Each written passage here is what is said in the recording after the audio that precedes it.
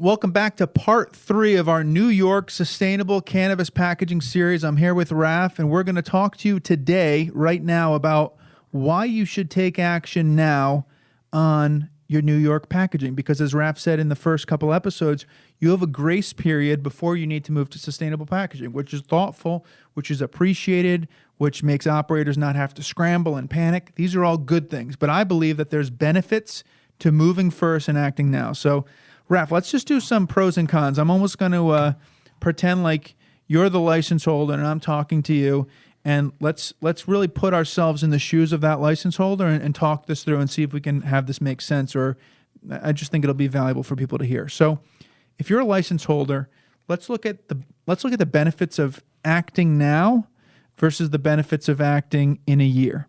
So we can say, let's start with doing it in a year. So what are the reasons? You'll give your comments, then I'll give mine, on why would someone wait?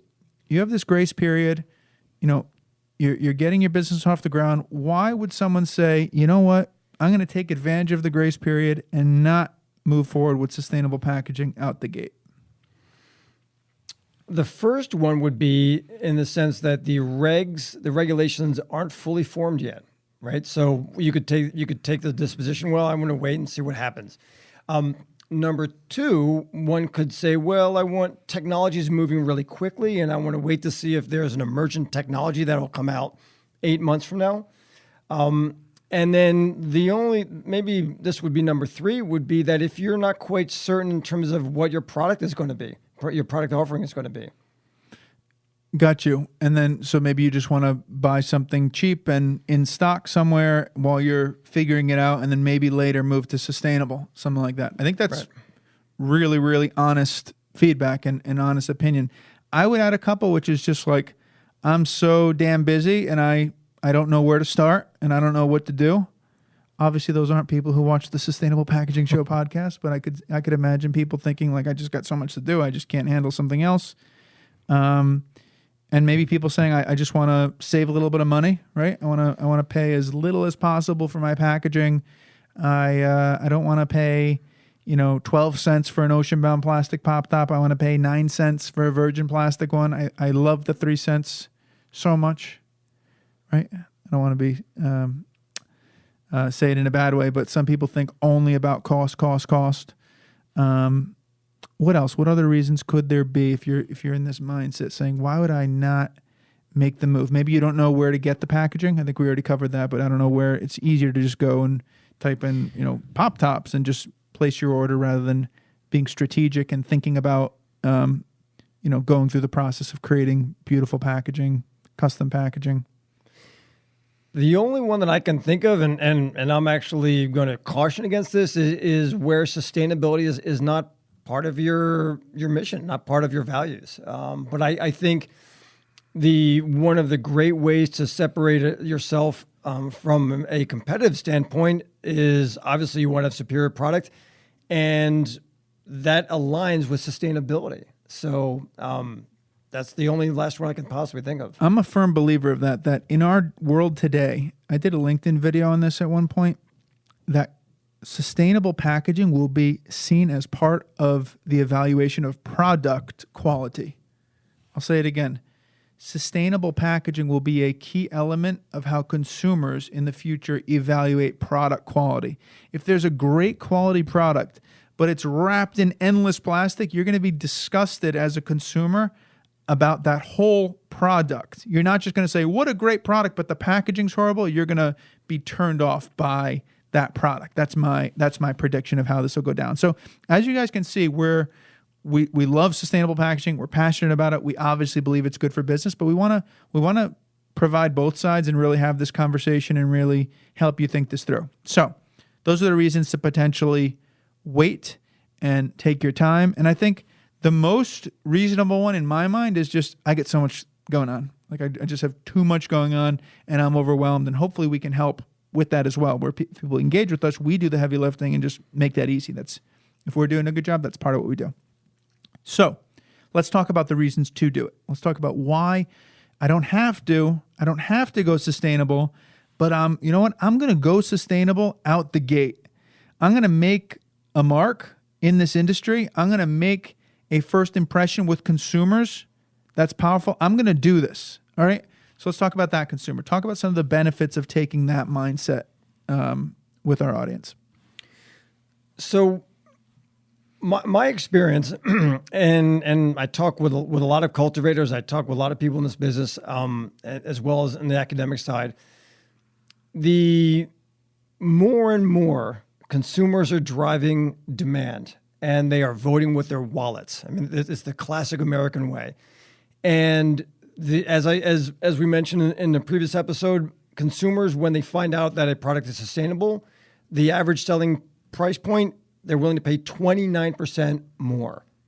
I mean, if that's pretty much says it all. So, but then there's kind of a deeper level, and that is companies that make sustainability a part of their mission actually do far better than those who don't. And I think we are in the first inning of this game, so to speak. That's very powerful. And I think people want to work for companies that are sustainably minded. If you think about if we had nothing to do with sustainable packaging, you probably wouldn't be working here, realistically. So it's the ability to attract people and to keep people. Your people literally is your business. That's one of our core beliefs. Will be enhanced by having sustainable packaging. People have options. There's a lot of competition, right, happening in the New York market. New York's taken the wise approach of not consolidating all the power into a handful of people. They've sort of spread the love, if you want to use that term, and given a lot of people opportunities. So people have options. If you have sustainable packaging versus not, you're only improving your options of the best people going, I want to work there. The most passionate people going, I want to work there because those people align with my values. What else? What are some other reasons? Talk to me. I sort of alluded to this, but the idea of you come out the gates and you come out strong and you come out as a leader saying, this is what I'm about. I don't have to do it, but I'm doing it anyways because this is what I'm about, as opposed to I'm doing this because the regs say so. I think that's incredibly powerful. What are your thoughts on how that could benefit a brand if they position themselves that way through their actions?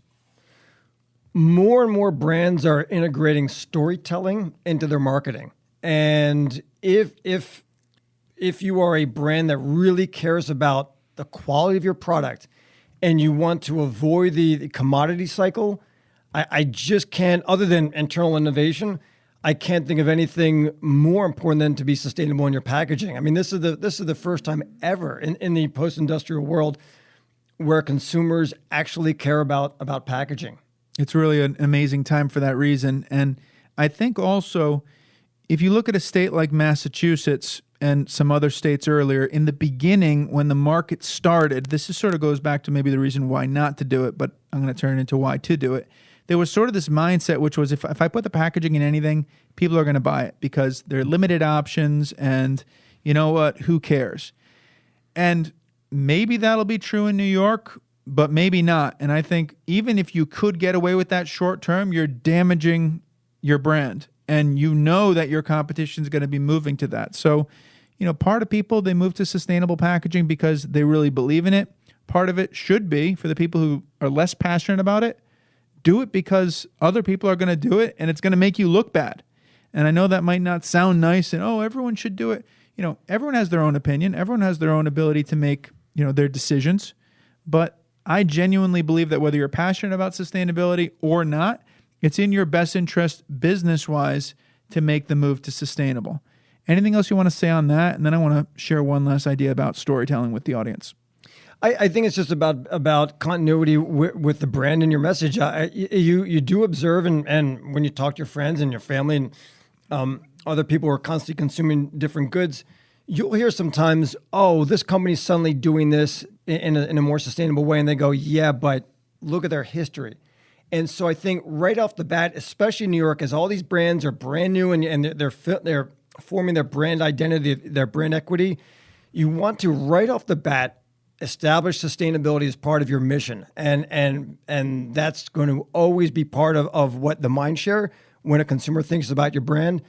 And I think this opportunity is by definition once in a lifetime, and you really want to seize it. It's part of your legacy. It's part of, and also the world is looking at New York right now. I think it is one of the key states that the eyes of the world, not just the U.S., is on. So if you're fortunate enough to be in that small group of people that has the opportunity to build one of these brands, do it right. Like, make the most of your opportunity. And we can help you do that from a packaging perspective, because I know you have a million things to do, but make the most of that opportunity. I'm going to give you one last idea on how I would implement this, and hopefully it's valuable to you guys. And I think it speaks to making the most of the opportunity. Like Raph said, and like I was talking about, sustainable packaging being part of product quality. Imagine if you moved to locking tins. You came out the gate and you said, I'm not going to use, single-use Mylar bags because I can for year one.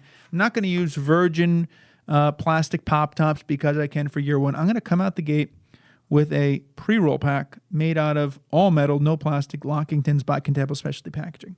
So you brand them. On the back, we put a QR code. It says, scan here to learn more about this sustainable packaging.